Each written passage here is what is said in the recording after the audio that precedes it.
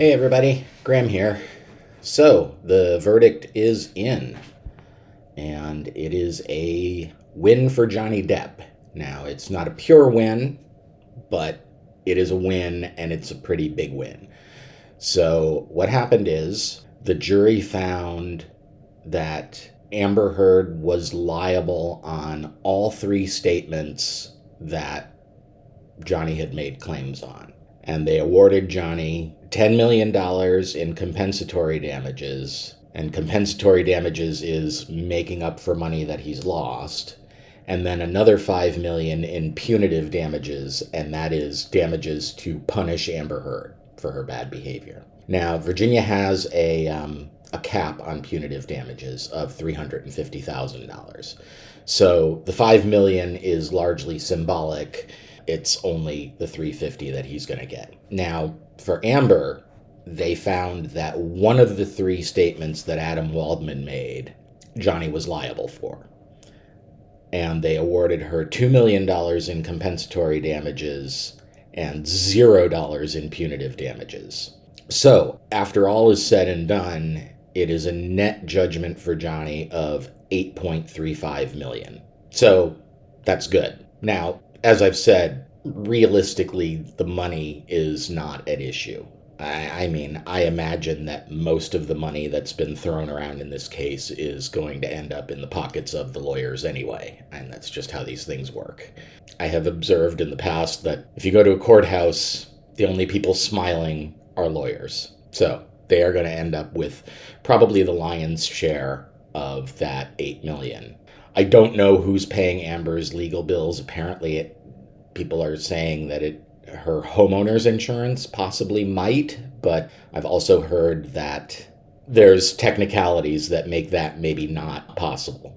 But what this means beyond the money is immense, because it has shown in a very clear way some places where our society has gone a little bit off the rails.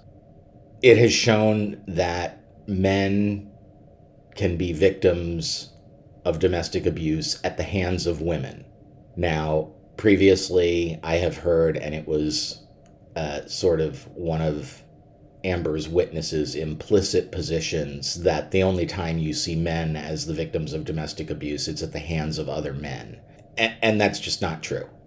And there are plenty of women who will resort to violence and will exploit a man's reluctance to hit a woman to get the upper hand in a fight. I think the most damaging evidence against Amber were the audio recordings, and in particular the audio recording where she tells him to go and tell the world that you're a victim of domestic abuse. Tell a judge, tell a jury. And if I had been a juror and heard that, I would have said, okay, he did, he wins, boom. And I probably would have awarded the $50 million. But the reality of juries is different from the realities of everybody else. What I'm hoping is that we will bring to the fore two very important things. Number one, that there are male victims of women's domestic abuse. Number one. Number two, there are women who do lie about domestic abuse. As long as there is a legal thing that you can use against somebody else, there are people who will use that thing with bad intent. And it doesn't matter if those people are men or women. It's just, if the button is there, somebody will push it, whether or not it's warranted. So I'm really hoping that this is going to lead to more men coming forward and talking about the abuse that they've suffered.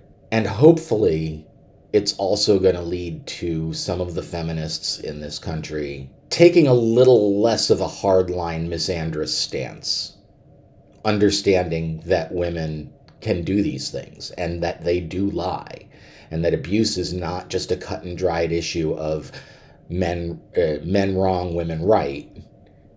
It's nuanced. Every situation is different. Every person is different.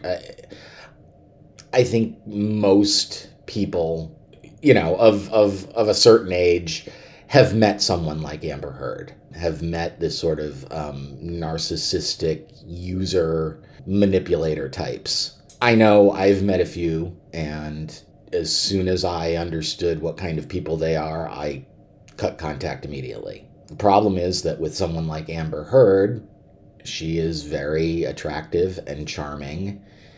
And given the boyfriends that she's had, I've got to assume that she's amazing in the sack. So, that can cause a guy to be blind to a lot of things or to overlook a lot of things.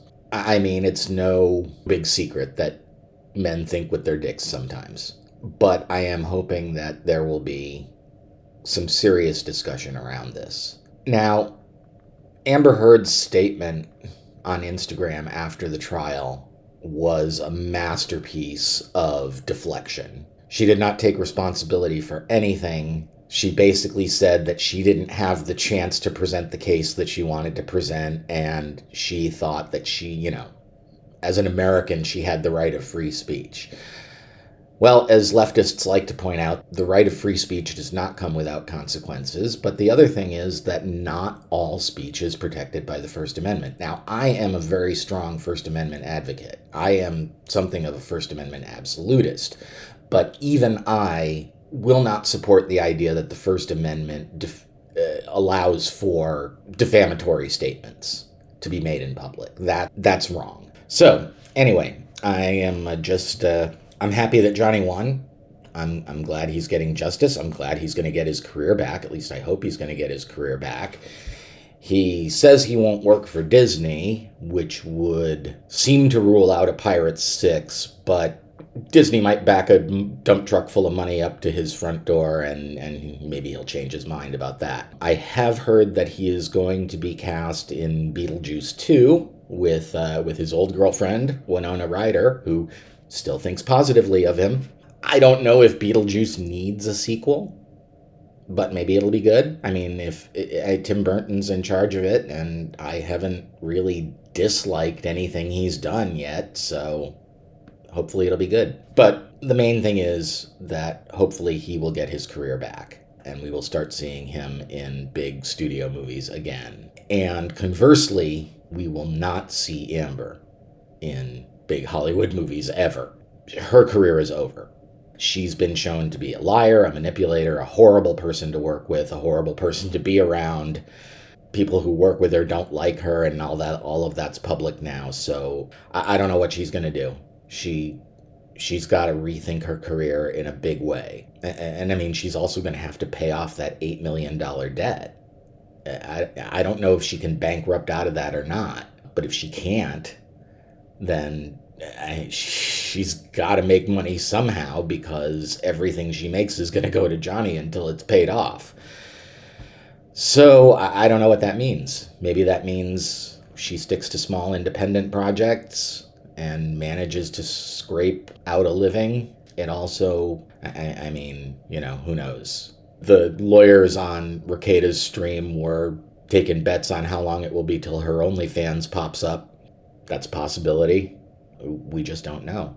But I am going to be very interested to see how she's treated and how this goes down in the media. Now, on the streams last night, people were pointing out that the Washington Post is already kind of using some weasel language to kind of minimize the enormity of this decision. And by the way, this is an enormous thing. It is almost impossible for a celebrity to win a defamation suit. And a lot of the lawyers were pointing out that this was actually, that she could have won this case if she hadn't countersued and if she had kept her claims of abuse reasonable. But she's a fabulist, and she came up with all these crazy stories, and they're provably untrue. I mean, they have been proved to be untrue. So yeah, I don't see anybody working with her again. At least not anybody reputable. Maybe she can eke out a living doing crappy horror movies or something. I don't know. In any case, I'm really pleased about this and excited to see what the broader results of it are going to be. So that's what I have to say about that. I will talk to you in the next one. Graham out. Bye.